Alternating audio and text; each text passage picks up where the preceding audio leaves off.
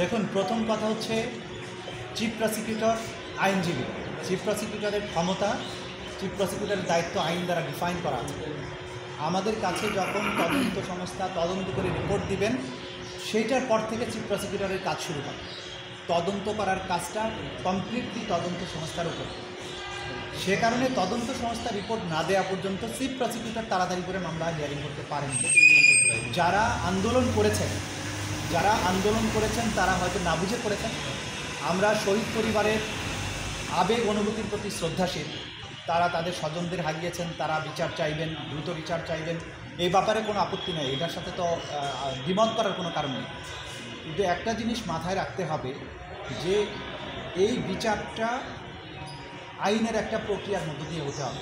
এটা mobile court না যে আমি বললাম আসামি অমুক, তাকে ধরে এনে ফাঁসিতে ঝুলাই দেবো, এটার সুযোগ এখানে নাই। প্রথমে তদন্ত শেষ হতে হবে, তারপরে চিফ প্রসিকিউটরের কাছে তদন্ত রিপোর্ট আসবে। চিফ প্রসিকিউটর ওইটার ভিত্তিতে ফর্মাল চার্জ দাখিল করবেন, এরপরে বিচারের প্রক্রিয়াটা শুরু হবে। তো তদন্ত কাজ 4-5টা মামলা শেষ হয়েছে, রিপোর্ট আনুষ্ঠানিকভাবে এখনও আসেনি। তো চিফ প্রসিকিউটর এখানে কিছু করার নেই। যারা চিফ প্রসিকিউটরের বিরুদ্ধে কথা বলছেন তারা না বুঝে বলছেন, অথবা কোনো একটা বিশেষ মহল তাদেরকে উস্কানি দিচ্ছেন। যেহেতু এই শহীদ পরিবারদের আবেগ অনুভূতি নিয়ে রাজনীতি করার সুযোগ তাদের আছে, তারা এদেরকে উস্কিয়ে আদালতের সামনে নিয়ে এসেছেন। এটা আমি মনে করি এটা উচিত হয়নি, কারণ আদালতের সামনে মিছিল করে আদালতে বিচার করা যায় না। এটা তদন্ত সংস্থা যদি কাজ না করে, সরকারের কাজে যদি ধীরগতি থাকে, তারা রাজনৈতিকভাবে সরকারের কাছে দাবি জানাতে পারেন, কিন্তু ট্রাইব্যুনালের সামনে এসে কোনো বিশৃঙ্খলা তৈরি করাটা এটা শোভনীয় না। আমরা রিকোয়েস্ট করব যে এটা বিচার ব্যবস্থাকে প্রভাবিত করার একটা প্রচেষ্টা হবে। এটা জাতীয় এবং আন্তর্জাতিকভাবে কোথাও এটা কিন্তু ভালো চোখে দেখা হবে। এবং সবসময় আমরা যেটা বলছি যে ভিকটিম পরিবার, শহীদ পরিবার, তাদের জন্য আমাদের দরজা সবসময় ওপেন। আমরা তাদেরকে বাড়ি থেকে দাওয়াত দিয়ে নিয়ে এসে, ডেকে নিয়ে এসে তাদের বক্তব্য গ্রহণ করার চেষ্টা করেছি। এই যে যারা কালকে 2-3 জন শহীদ পরিবারের সদস্য ছিলেন, তাদের প্রত্যেককে বাড়ি থেকে রিকোয়েস্ট করে এনে কিন্তু তাদের অভিযোগগুলো আমরা গ্রহণ করেছি। এখন তারা আমাদের বিরুদ্ধে আন্দোলন শুরু করেছেন, হয়তো কেউ তাদেরকে উস্কানি দিচ্ছেন, তাছাড়া এরকম হওয়ার কোনো কারণ নেই। তারা তদন্ত সংস্থার কাছে অনেকেই, শহীদ পরিবারের অনেকেই আছেন যাদেরকে তদন্ত সংস্থার কাছে গিয়ে বক্তব্য দেওয়ার জন্য অনুরোধ করা হয়। তদন্ত সংস্থাকে তারা সহযোগিতা করে না, বক্তব্যও রেকর্ড করবে না, কোনো তথ্য প্রমাণাদি দিবে না, শুধু বলবে আসামিদের ফাঁসি দেয়। এটা তো আমি যেটা বলেছি যে এটা তো মোবাইল কোর্ট না।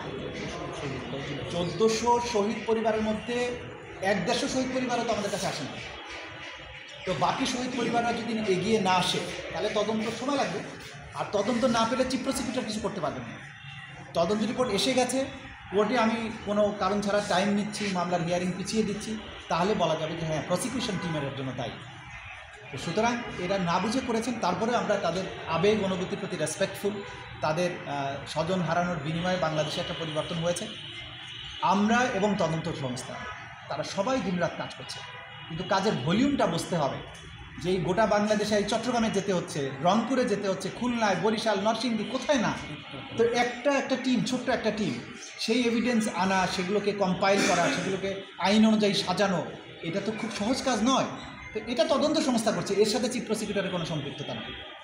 সুতরাং আমরা সবাইকে বলবো যে বিচার চাইবেন, কিন্তু কার কোনটা দায়িত্ব এটা বুঝে বলবেন, না হলে চিফ প্রসিকিউটরকে দায়ী করে তো কোনো লাভ নেই। এবং আমরা বলবো যে আদালতের সামনে এই ধরনের শোডাউনটা প্রত্যাশিত নয়, এটা কেউ করবেন না, কারণ আমরা সবাই মিলে একটা সঠিক বিচার করতে চাই। সেই বিচারটা যাতে সবার কাছে গ্রহণযোগ্য হয়, সেরকম একটা বিচার করার জন্য সবারই সহযোগিতা প্রয়োজন। স্বজন হারানোর বেদনা যেমন সত্য, তেমনি বিচারটাকে সঠিক রাস্তায় নিতে হবে, এটাও সত্য।